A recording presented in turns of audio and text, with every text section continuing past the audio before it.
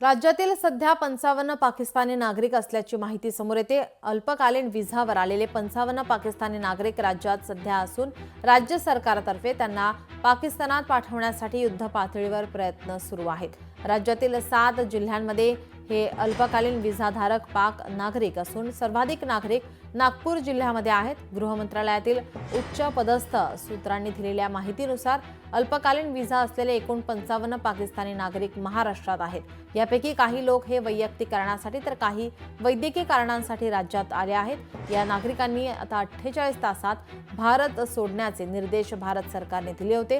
त्यानंतर पाकिस्तानी नागरिकांना भारत सोडण्यासाठी आज शेवटचा दिवस आहे। अल्पकालीन व्हिसावरील जिल्हानिहाय पाकिस्तानी नागरिक किती आहेत ते पाहूयात ग्राफिक्सच्या माध्यमातून।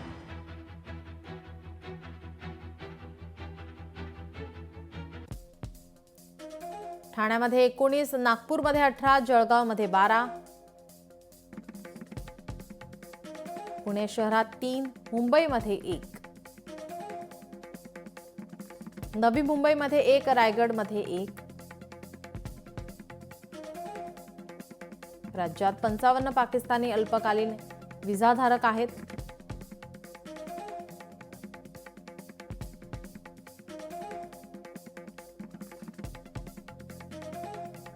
सर्वाधिक नागपूरमध्ये पाकिस्तानी नागरिक आहेत। 107 जण बेपत्ता आहेत। युद्ध पातळीवर शोध सुरू आहे। राज्यातील सध्या 55 पाकिस्तानी नागरिक असल्याची माहिती समोर येते। अल्पकालीन व्हिसावर आलेले 55 पाकिस्तानी नागरिक सध्या राज्यात असून राज्य सरकारतर्फे त्यांना आता पाकिस्तानात पाठवण्यासाठी युद्ध पातळीवर प्रयत्न सुरू आहेत। राज्यातील 7 जिल्ह्यांमध्ये हे अल्पकालीन व्हिसाधारक पाक नागरिक असून सर्वाधिक नागरिक नागपूर जिल्ह्यामध्ये असल्याची माहिती समोर येते। 107 जण बेपत्ता आहेत। युद्ध पातळीवर शोध सुरू आहे। अल्पकालीन व्हिसा असलेले एकूण 55 पाकिस्तानी नागरिक महाराष्ट्रात आहेत। यापैकी काही लोक हे वैयक्तिक कारणासाठी तर काही वैद्यकीय कारणासाठी राज्यामध्ये आलेत। या नागरिकांनी 48 तासात भारत सोडण्याचे निर्देश भारत सरकारने दिले आहेत। त्यानंतर आता पाकिस्तानी नागरिकांना भारत सोडण्यासाठी आज शेवटचा दिवस आहे।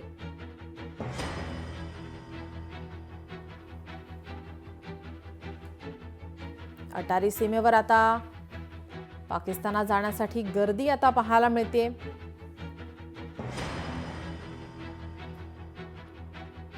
निवृत्त ब्रिगेडियर हेमंत महाजन जी आपल्यासोबत फोन लाईन वरून जोडलेले आहेत। हेमंत सर, आपण पाहतोय राज्यातील सध्या 55 पाकिस्तानी नागरिक हे अल्पकालीन व्हिसा घेऊन वैयक्तिक कारणासाठी आणि वैद्यकीय कारणासाठी आल्याची माहिती सध्या समोर येते। 107 जण बेपत्ता आहेत। युद्ध पातळीवर आता त्यांना शोध त्यांचा सुरू आहे। असं आहे की जी आकडेवारी मीडियामध्ये येते आहे, जवळजवळ 40 ते 45 हजार पाकिस्तानी ज्यांचा व्हिसा केव्हा संपलेला आहे हे भारतामध्ये लपून बसलेले आहेत। कारण परिस्थिती अशी आहे की पाकिस्तानमध्ये प्रचंड महागाई आहे, तिथे हिंसाचार मोठ्या प्रमाणात होतो आहे। तर त्याच्यामुळे अनेक पाकिस्तानी हे तिकडचा हिंसाचार न बघण्याकरता किंवा महागाईचा शिकार न बनण्याकरता भारतात येऊन राहतात, ओव्हरस्टे करतात आणि भारताची हॉस्पिटॅलिटी ही एन्जॉय करतात। तर त्याच्यामुळे त्यांना पकडून परत पाठवलंच पाहिजे आणि त्याच्यातले अर्थात काही 1-2-3% उलटी सुलटी विधानं करतात, काहीतरी बोलतात वगैरे। आणि याच्याविषयी आपण अजून एक बातमी बघितली असेल की जसं उदाहरणार्थ गुजरातमध्ये त्यांनी तिथे काहीतरी 25-30 पाकिस्तानी पकडले की ज्यांनी ओव्हरस्टे केलं होतं, परंतु त्याच्याशिवाय त्यांनी 11,000हून जास्त बांगलादेशी पकडलेले आहेत। हे आपल्या सगळ्यांना माहिती आहे की बांगलादेशी म्हणजे 5-6 कोटी बांगलादेशी आज भारतामध्ये घुसलेले आहेत आणि त्यांना शोधण्याचं अभियान आपण कधीच सिरियसली राबवलेलं नव्हतं।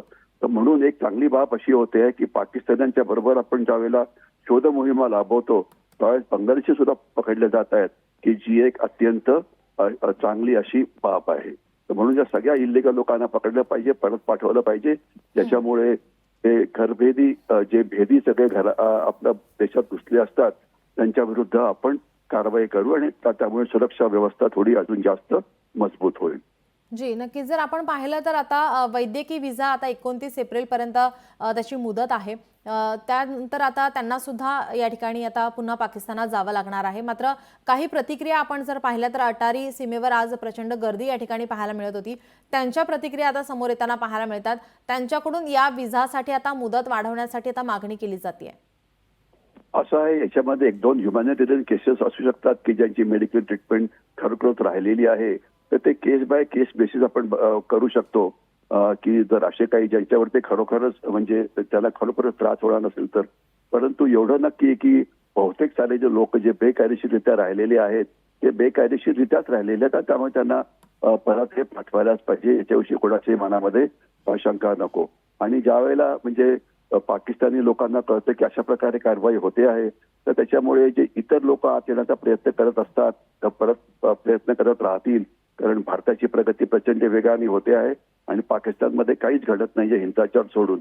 तर त्यामुळे त्यांचं येणं सुद्धा इथे थांबेल. आणि याच्याबरोबर एक तुम्हाला अजून एक मी न्यूज देतो जी तुम्ही कव्हर केले की नाही मला माहिती नाही, की पाकिस्तानी सैन्य जे बलुचिस्तानमध्ये आणि नॉर्थ वेस्ट फ्रंटियर प्रॉव्हिन्स म्हणजे ज्याला खैबर पख्तूनख्वा म्हणतात, तिथे दहशतवादी अभियान करण्यामध्ये जे गुंतलेलं होतं, तर त्यांनी आता पुष्कळसं सैन्य हे भारत पाकिस्तान सीमेकडे म्हणजे LOC कडे आणि सीमेकडे वळवायला सुरुवात केलेली आहे. कारण त्यांना वाटतं की भारताचा हल्ला हा कधी होऊ शकेल. तर याच्यामध्ये चांगली बाब अशी आहे की बलुचिस्तान मधलं पाकिस्तानचं सैन्याचं प्रमाण खूप कमी केल्यामुळे तिथे आता बलुची जे स्वतंत्रता ग्रुप लढतायत बलुचिस्तानला एक स्वतंत्र राष्ट्र म्हणून निर्माण होण्याकरता, तर त्यांनी आता पाकिस्तानी सैन्यावरती हल्ले वाढवलेले आहेत. आणि आपण त्या कालची डॉनची बातमी बघितली तर 10 पाकिस्तानी सैनिक अशा हल्ल्यामध्ये मारले गेले आहेत. म्हणजे जसं पाकिस्तानी सैन्य बलुचिस्तानमधून निघून किंवा नॉर्थ वेस्ट फ्रंटियरमधून निघून सीमेकडे येत आहे, पाकिस्तानच्या आत गंभीर अशी अंतर्गत सुरक्षेची परिस्थिती निर्माण होते आहे, ज्यामुळे पाकिस्तान आतून पोखरला जातो आहे. जी, नक्कीच. आपण जर पाहिलं तर आता भारताकडून संपूर्ण प्रयत्न केले जात आहेत. इतर देशांच्या राष्ट्राध्यक्षांसोबत आता पंतप्रधान आता बातचीत करतायत. फोनद्वारे संपूर्ण या हल्ल्याची माहिती त्यांना देत आहेत. तर काय परिणाम होऊ शकतो आता यावर? आता पाकिस्तानला किती याचा परिणाम होऊ शकतो? खरं म्हटलं तर म्हणजे रिसेंट टाइम म्हणजे जवळच्या काळामध्ये इतकं परदेशीय म्हणजे परदेशाकडनं आपल्याला इतकं समर्थन कधीही मिळालेलं नव्हतं. म्हणजे सौदी अरेबिया आपल्याला समर्थन देत आहे, UAE समर्थन देत आहे, इराण समवॉट समर्थन देत आहे. म्हणजे मुस्लिम राष्ट्र जी ट्रेडिशनली पाकिस्तानच्या बाजूनी असायची आणि काश्मीरच्या मुद्द्यावरती आपल्याला सारखं धारेवर धरून ठेवायची, तर ते आता आपल्या बाजूनी बोलतायत. म्हणजे एक असं पण स्टेटमेंट आलं होतं की सौदी अरेबियाने सांगितलेलं आहे की जर तुम्हाला युद्ध टाळायचं असेल तर पाकिस्तानी जे त्यांचे चीफ ऑफ आर्मी स्टाफ आहेत जनरल मुनीर यांना काढून टाकावं, त्याच्यामुळे एखाद्या वेळेला युद्ध टळू शकेल. तर मला वाटतं हे तर इंटरनॅशनल सपोर्ट आपल्याला मिळालेला आहे, याचा फायदा आपण 2 मोठ्या पद्धतीने घेतला पाहिजे. एक तर युनायटेड नेशन सिक्युरिटी काउन्सिलमध्ये जर पाकिस्तानला आपल्याला दहशतवाद पुरस्कृत करणारा देश म्हणून जर डिक्लेअर करता आलं तर पाकिस्तानवरती मोठ्या प्रमाणात आंतरराष्ट्रीय निर्बंध म्हणजे खास तर आर्थिक निर्बंध लागू शकतील. आणि फायनान्शियल ऍक्शन टास्क फोर्स जो आहे युनायटेड नेशन्सचा, जो दहशतवादाला होणाऱ्या सपोर्टवरती लक्ष ठेवतो, त्यांच्याकडून सुद्धा त्यांच्यावरती कारवाई केली जाईल. आणि दुसरं एक कारवाई आपण जी करू शकतो की चीफ ऑफ आर्मी स्टाफ जे पाकिस्तानचे होते जनरल मुनीर यांनी अतिशय वेड्यासारखी विधानं केली आहेत की आम्ही हिंदूंना मारू वगैरे, तर त्यांना सुद्धा आपण एक दहशतवादी म्हणून घोषित करू शकतो युनायटेड नेशन सिक्युरिटी काउन्सिलच्या मदतीने. कारण त्यांनी उघडपणे म्हटलेलं आहे. आणि आपल्याला आता लक्षात आलंच असेल की पहिले जे TRF वगैरे म्हणत होते की आम्ही दहशतवादी हल्ला केला, आता म्हणतात आम्ही केलेला नाहीये. लष्कर-ए-तोयबाने सुद्धा विधान दिलेलं आहे की या हल्ल्याशी आमचा काही संबंध नाहीये. पाकिस्तान सुद्धा म्हणतं आहे की आमच्या या हल्ल्याशी काही संबंध नाहीये, तर तुम्हाला न्यूट्रल एन्क्वायरी करायची त्याकरता आम्ही तयार आहोत. कारण त्यांना आता कळालेलं आहे की त्यांनी हा जो वेडेपणा केलेला आहे त्याचा त्यांना गंभीर परिणाम भोगावा लागणार आहे. म्हणून दहशतवादी गट म्हणजे पाकिस्तानचे पंतप्रधान हे सगळे मागे वळत आहेत. तर ही एक अतिशय चांगली ऑपॉर्च्युनिटी आहे पाकिस्तानला आंतरराष्ट्रीय लेव्हलला कॉर्नर करायची. आणि प्रोक्लोबिंग स्टेट स्पॉन्सरिंग टेररिझम हा एक भाग झाला आणि चीफ ऑफ आर्मी स्टाफ पाकिस्तानचे यांना दहशतवादी म्हणून घोषित करा हा दुसरा भाग झाला. जी, नक्कीच. पहलगाममध्ये हल्ला झाला आणि त्यानंतर आपण जर पाहिलं तर अनेक घडामोडी घडलेल्या आहेत.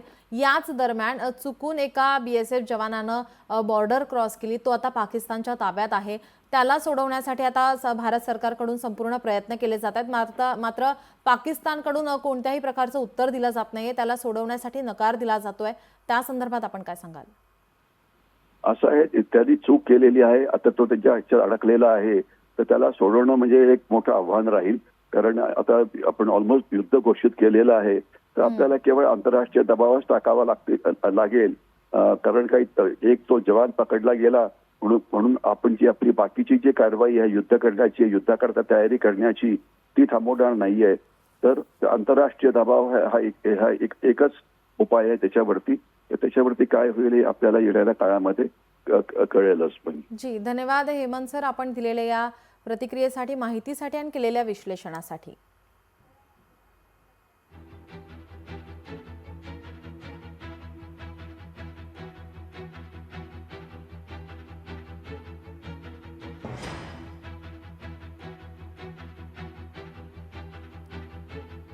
पाकिस्तानानं आता आजचा हा शेवटचा दिवस आहे. नागरिकांना दिलेले सर्व व्हिसा आजपासून रद्द होणार आहे. तर चुकून बॉर्डर पार केलेला हा BSF जवान पाकिस्तानच्या ताब्यात आहे. भारतीय सैनिकाला सोपवण्यास पाकिस्तानकडून नकार दिला जातोय. आता या संपूर्ण घडामोडींवरती आपलं लक्ष असेलच.